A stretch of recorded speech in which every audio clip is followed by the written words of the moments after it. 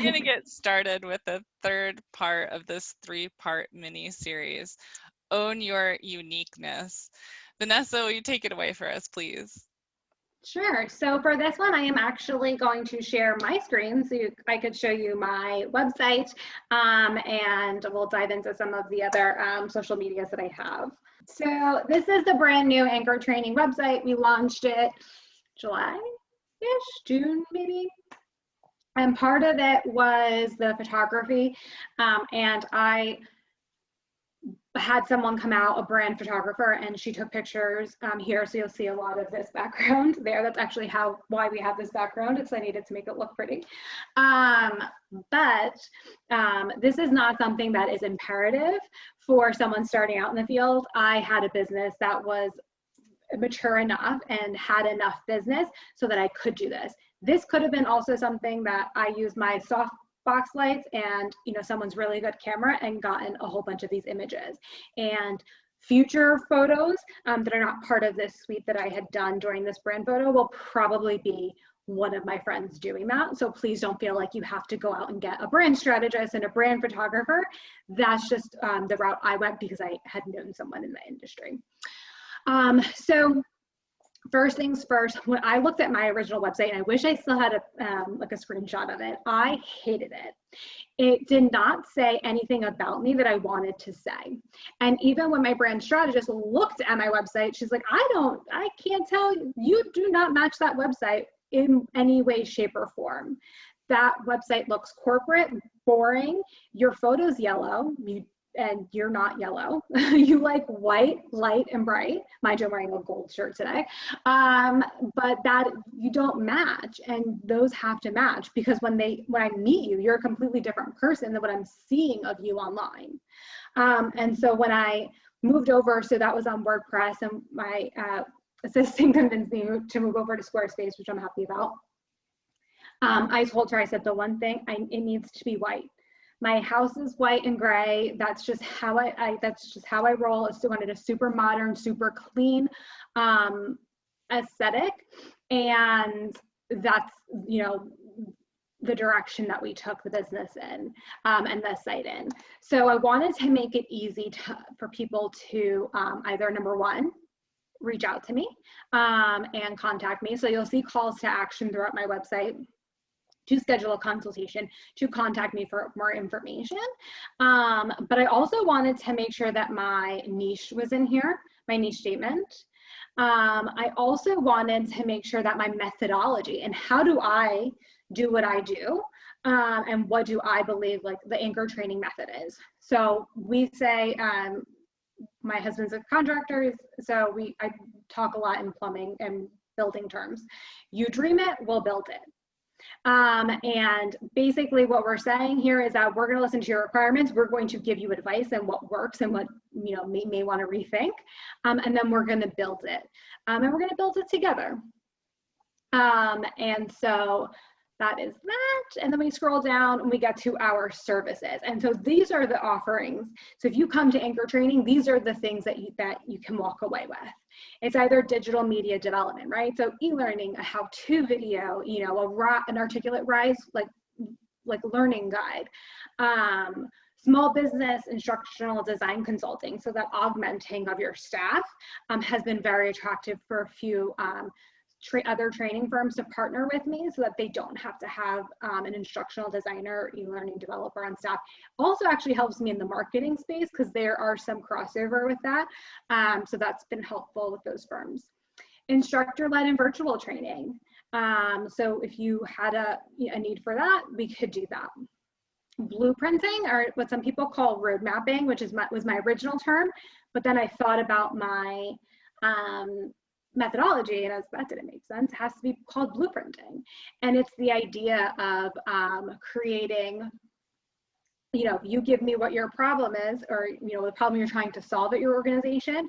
We'll do basically the needs analysis and come up with your blueprint for your learning.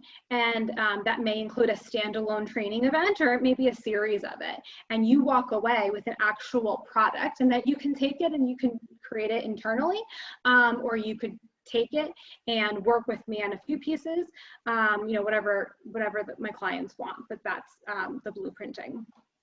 Consulting and coaching, so going into help out your learning and development team on consulting on learning and development or e-learning development. So I've trained people on how to use Articulate, or train people on how to take a course from instructor-led to virtual, and then speaking. And so I have just these like, tell me like these words, and sometimes they make sense and sometimes they don't. So blueprinting, someone may look at that and say, I don't know what that is. So I have a button here that's going to take them right to the page that tells them more, and there is a blurb specifically as to what that part of that service is. So I can take it there. And then I just had a quote about myself. I wanted to make sure that, remember that holistic learning was a value of ours, and I wanted to make sure that what we value and that holistic learning was a part of that front page, and understanding that we don't believe training's one and done. We have to integrate with other methods and other areas of the business. I put some quotes for my clients. And then I even included our Instagram. So my Instagram, I'll be honest, is still like a work, my graphic skill. I think we finally nailed down what speaks to my soul. And it's a little bit of like a Saved by the Bell 90s vibe. And so mixing that, but still being corporate and professional has been a challenge, but we're excited to start to do more of that and unveil it. But making sure that, you know, my social media is linked, my LinkedIn is linked. So where can you find me? And then being able to see my Instagram has been important, because what is it that I'm talking about? So until you connect with me and we're on LinkedIn, you're not going to know what I'm talking about on LinkedIn necessarily. This is where you could see what it is that I'm talking about, so you know how, you know, what it is that I think and my direction for learning. So like I said, we have our portfolio, our services page, where we talk a little bit about you know, what it is each service is. And I wrote everything, and I wanted everything to sound like I said it. I didn't want someone else to write it and it sounded like someone else was saying it. I wanted people to see my website and what I was reading and say, oh yeah, I definitely can hear Vanessa saying that. So that was important. And what I know you all are so excited about is my portfolio. So the way that we made sure my portfolio, the way I wanted to break it out, before it was just screenshots and it was one big long list. And I was like, people aren't gonna really know where to go.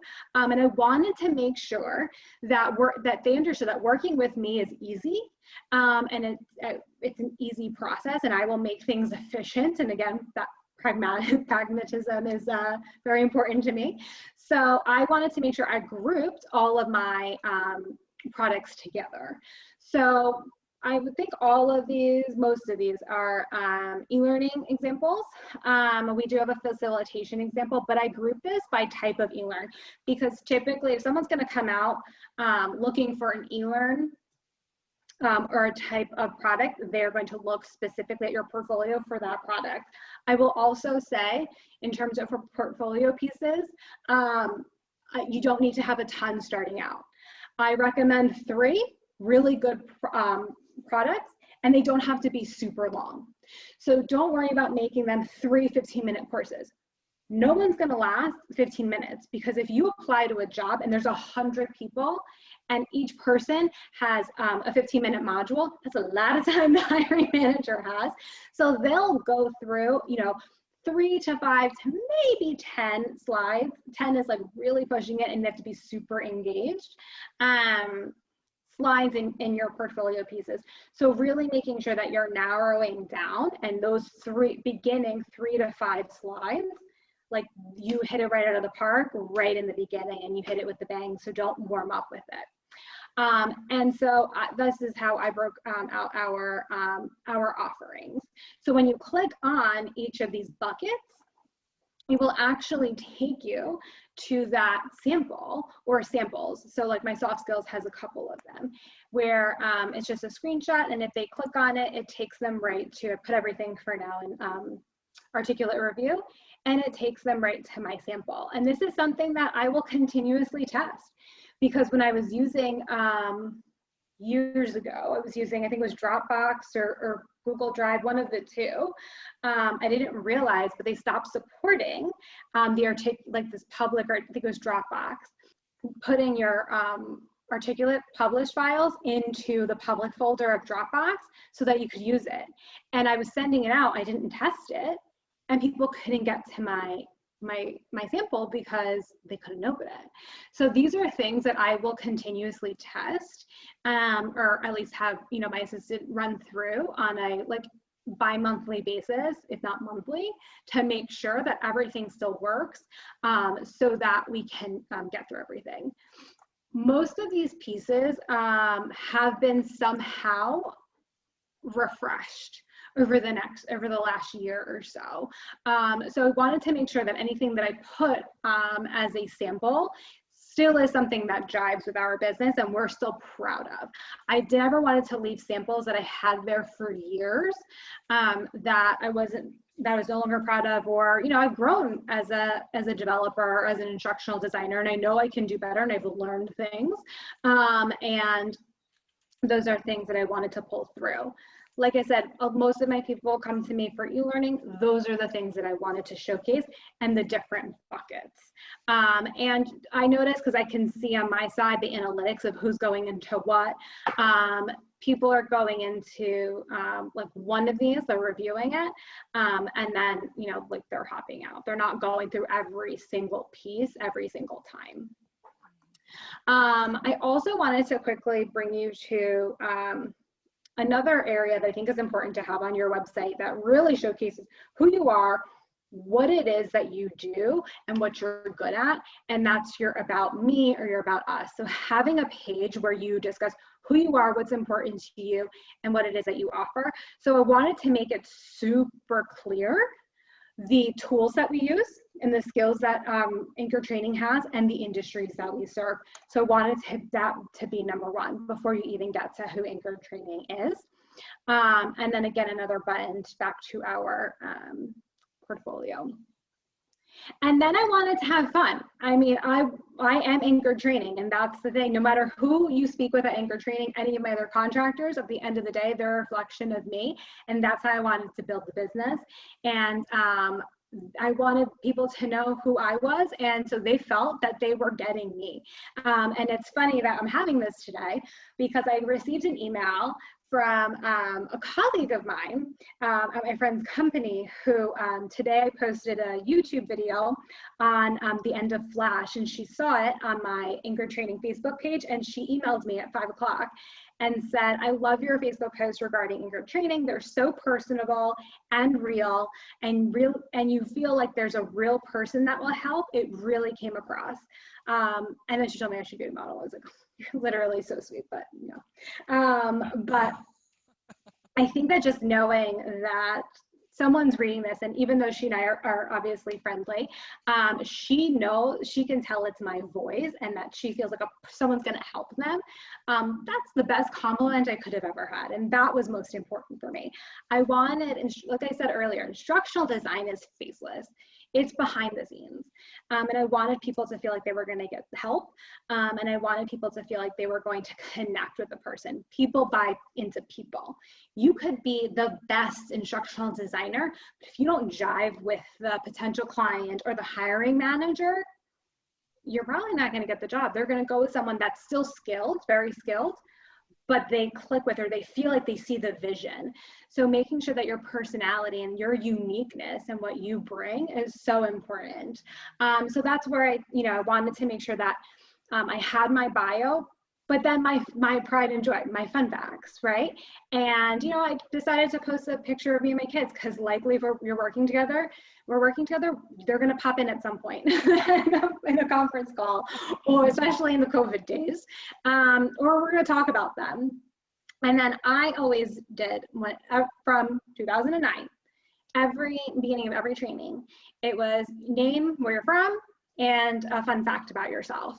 And so I wanted to make sure that was on my site, because that's what I bring. Anytime I do a training, we talk about fun facts. And that's kind of like my little me that I was able to bring into my site. And then I have a blog, and that's a work in progress, but having that YouTube link to that YouTube channel and all of our other sites, so that you can get my content through my website. This is what people are going to. And if you think about owning your uniqueness, and maybe you're thinking, well, I don't know if I really need all of this, because I am, I'm planning on being an intern and employee. You do, because they're going to Google you, right? They're going to Google your name. So I wanted to make sure that no matter what I'm putting out there, it all ties, number one, back into anchored training, right? You get back into my website in some way, some shape, somehow. But also we're speaking the same language, no matter where it is that you are, where it is I'm saying it, whether it's on my YouTube channel, whether it's through the podcast or on a Facebook post. Everything has to tie back to what it is that you're going to get out of working with me, who it is I'm going to help, and what problem of yours I'm going to help solve. And just to have fun with it, honestly. I think personal branding is fun. I think the ability to be you is so important, and I thrive off of meeting new people. And it truly, the ability to create this brand for Anchor Training has given me new life in instructional design. After being in it for so long, I'm feeling like I was just like someone behind the scenes. Being able to put myself into it has helped out so much. That's really terrific. And I don't see any questions in the chat. I'm gonna jump in here though, with one thought that I had thinking about in advance. You're just getting started and you have nothing. You've got, blank page, which is a scary thing. Often we tell people, use this template for thinking about how much time you spend or how much energy you put into, where should your focus be in your portfolio? How much time should you spend building your portfolio, your LinkedIn, your Instagram per week, right? Can you give us some sense of, time and content for someone just starting out? I think that I just got into a conversation with someone on Facebook, I think. I don't know if you saw this, Lisa. Someone asked about if they should create a sample. Someone's asked them for a sample for their specific job. And I said, I don't recommend going more than 1 to 2 hours if you apply to a job to create a sample specific for that company. I actually think you should take that time and focus more on your portfolio, because that's more bang for your buck, right? In terms of time that you should be spending into it, I think a good solid few days of really thinking about what it is that that you want to portray, right? And this is, I'm not saying 24 hours in a day, just as much time as you can devote in that day, but really sit down and think about what it is that you want to say, what it is that you want to specialize in, what's your dream job and what are you doing in it? And those are the areas that you're focusing on. A portfolio also shouldn't be stressful. Again, if you're focusing on those 3 to 5 slides and making them really good, you can get those, one done a day. And in terms of if you're staring at a blank page, blank website, what do you put on it? Well, your portfolio, how to contact you, your niche, right? So what services that you're going to offer, and then who you are. Just start with that. And that's really all my website had. When I first started, it was like a paragraph about me, like my bio that I had written for like an old company, and it was my portfolio. And a page was contact me, and that was it. That's great. So we have a question in chat, and basically, you're a pretty outgoing girl, by your own brand, but not everybody is. So thinking about people's personalities and wanting to put themselves forward, if somebody's an introvert, what would you recommend? How should they go about this? So I'm actually an introverted extrovert, truly. Like I can exude this extrovertedness, and it's only because before I get into anything, and it actually also included my wedding, right? Anything that I know that I'm kind of going to be the center of attention, it's almost like that alternate person comes into play, right? Like Beyonce has Sasha Fierce, and I forget what Adele's like alter ego is. And that's the person that I have to become. And it doesn't mean that I'm not that person. It's that I am making sure that I exude those traits, but still talking about who I am. Everything that I say is what I truly believe. When I go sit on my couch and I'm, you know, just chatting with my friends, I'm just saying it in a different way and exuding a little bit more of that confidence.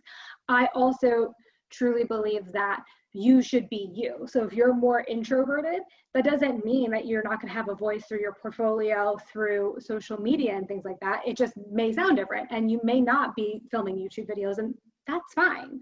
You may be a better blog writer, right? Or you may do better at doing a podcast, but there are different areas that you could get into. And one thing that I can leave you with also, so I was in a sorority and I did recruitment a lot. And one of the things that I always shared with someone is that we were talking about recruitment is you have something in common with every single person that you meet. It may be harder to find that thing in common with some people, but you truly do have something in common. And if you ask a few surface level, open-ended questions, you could get down to that one thing that you have in common, like with with an interviewer or with a potential client. And that's where you create your hook and your in to make that one-on-one connection with that person. So you could really leave a lasting impression. You can go ahead and answer all of their questions and be and have a really wonderful interview. But what really leaves a lasting impression is if you can connect with them in something that you guys have in common. So yes, you know, there is a lot for being an extrovert. There is a lot of advantages to that, but I think an introvert, utilizing your voice, whatever voice that is, and how you feel comfortable sharing it, that's super powerful too, and just as engaging as well. Yeah, that's great advice. Other questions that anybody has? Hey, Vanessa, I had a question that I saw come in the chat from Audrey as well. And so outside of the clients that you mentioned you were getting in the pharmaceutical industry because you had, you know, that kind of network already built there, where are you finding clients? Do they come to you or do you go to them? It's a mix of both. So I do have clients that now do go with me, come to me because they see how, vocal I am on LinkedIn or through like Facebook groups and things like that. So there are Facebook groups that are, that specialize, right? So they're looking for instructional designers in healthcare, I think, and there's one like on instructional designers in education. And there may be potential clients that join into those Facebook groups because they work in that industry and they're looking for someone.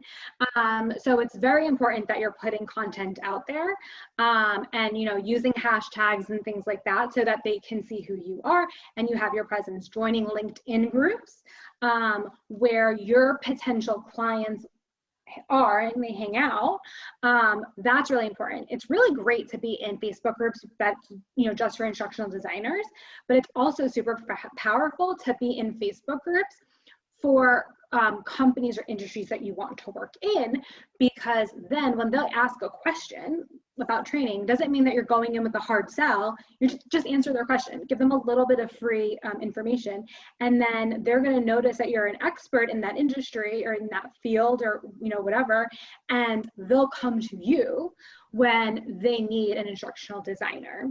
And sharing it, with the world and with your friends. I did a very long time, I didn't really talk about my job with my family. Now everybody knows I work in instructional design and I work in training because I realize the value of your family and your friends because you don't know who they know, right?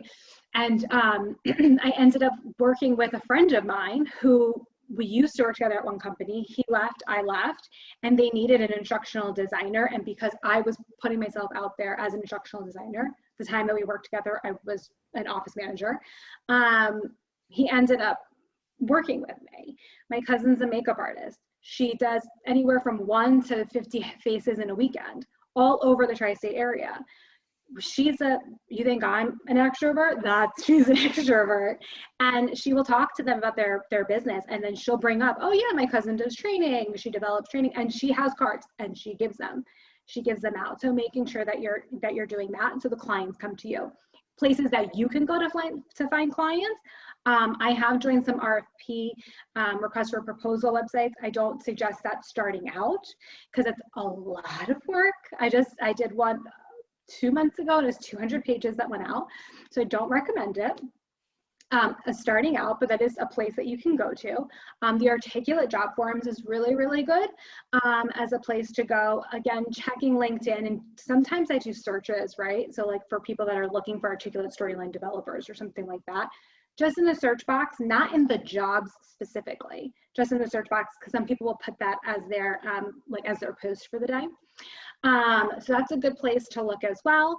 And the Facebook groups, the ID Facebook groups are good too, because people, like someone might reach out to me, I can't take that job, but I'll post it to someone else. So one of the projects that I'm working on right now, the person that usually works with this company, she was just about to have her baby, so she couldn't take on this project. She posted it.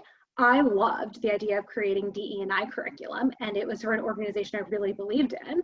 And I ended up reaching out to them and getting the position through that way. So those are a couple of different ways that I've been finding direct clients. And so definitely making sure that you're out there, and then joining different ID groups and things like that, because they'll pass that info along. That's terrific. All right. Well, we are pretty much at the end of the hour plus a little bit. So this has been just wonderful. Lisa? Yeah, I just want to say thank you so much, Vanessa, for coming and joining with us tonight and sharing your wisdom. I feel like I learned tips as well. And so I really value your time and your expertise. And I'm sure that everybody that joined us here tonight would say the same thing. And I know that when I post this on our YouTube channel, that other people will be watching this long after it's over and think those thoughts too. So I really appreciate it. I love hearing you talk. You always have such energy. It's really fun to work with you. I agree. And I hope you'll come back again and chat with us at some point in the future. So thank you so much, Vanessa. Thank you all anytime. It was lovely to chat with everyone, and feel free to connect with me on LinkedIn if you wanted to ask anything else. Great. Great. Yeah. Ooh, sorry, Vicki. No, you go ahead. Oh, I also wanted to thank all of our participants for coming. I know there's people who are currently working through the Opal degree program here. There are friends of Opal that we know through AECT or some of the LinkedIn and Facebook professional development groups. It was great to see you here tonight. I appreciate your support, and I'll look forward to hopefully seeing you online or in my email inbox again soon.